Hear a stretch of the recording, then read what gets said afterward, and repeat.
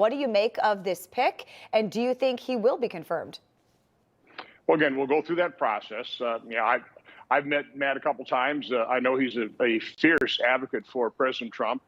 We need people getting those agencies and really trying to do the type of, and implement the dramatic change that President Trump has promised. And Matt Gaetz would definitely qualify for that from that standpoint. But again, we'll go through that confirmation process. So there'll be FBI background checks. I'm sure that ethics report that we keep hearing about will be reviewed. Don't know that it'll be made public, but it'll be a process. We'll focus on that as soon as we get sworn into the new Congress.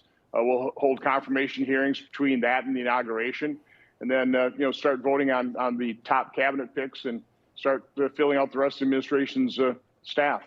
And another person who will have to be confirmed, your colleague in the Senate, Marco Rubio, chosen to be Secretary of State. I know you've worked closely with him. Why is he the right guy for this job? Well, first of all, he's very smart. He's been on Senate Foreign Relations, I think, the entire time he's been in the Senate, which is the same amount of time I've been there. So I know Marco well, Vice Chair of the Senate Intel Committee. So he really understands the issues facing the world right now. Gets along well with President Trump. Again, he's smart, he's articulate. I think he's an excellent choice for Secretary of State. So I know that your state overwhelmingly voted to keep non-citizens from voting in future elections. And now with Republican leadership in both the House and the Senate, is there a plan to get a bill passed to protect election integrity on a national level? I believe so. We've talked, we've spoken to House members. I know President Trump has come out and made certain statements as well. Listen, we do want states to run their elections, but there should probably be some national standards, things like voter ID. 85% of Americans want voter ID because they don't want their legitimate vote canceled by an illegitimate vote. Now, I think most Americans also want to make sure that only citizens vote. That's what we found here in Wisconsin. 70% of Wisconsinites voted to have only citizens vote in Wisconsin elections. So those things are overwhelmingly popular. Again, we don't want to take control over state elections, but we do want to have some basic national standards because it's crucial we restore confidence in our election system. Yeah. Democrats that continue to oppose election integrity measures, which should make Americans suspicious, quite honestly. Republicans aren't looking for partisan advantage. We want to make it very difficult to cheat. It seems like Democrats want to make it easy to cheat, which speaks volumes. Yeah, absolutely. I think this is the first time we've spoken since the election. What's the feeling like in Washington right now that the Senate has the majority, the House has the majority, and obviously there's a Republican in the White House? I think optimistic, but also serious. We realize the mess that the Biden administration has created, a mess we have to clean up. It won't be easy. But I think also optimistic from the standpoint of President Trump is really, and it's not getting credit for making a complete realignment of our politics. Now, it's Republicans. We represent the working men and women of this country.